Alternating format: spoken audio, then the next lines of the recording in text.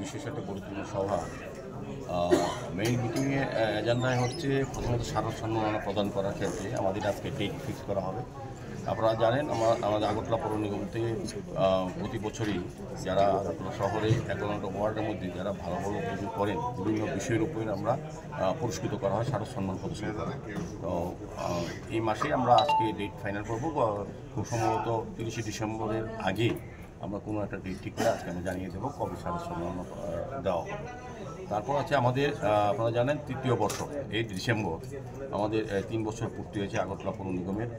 2021-এ 8ই December আমরা প্রথম শপথ নিয়েছিলাম এবং 8ই ডিসেম্বর এই বছর 3 বছর পূর্তি হয়েছে। সেটাকে সামনে রেখে আমরা কিছু কর্মসূচি ঘোষণা করব।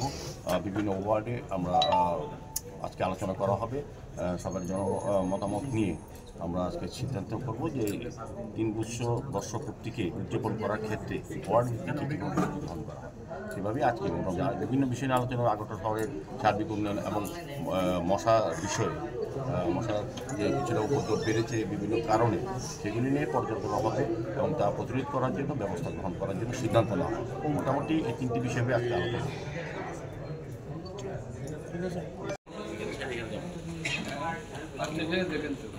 আমি তো কালকে থাকতে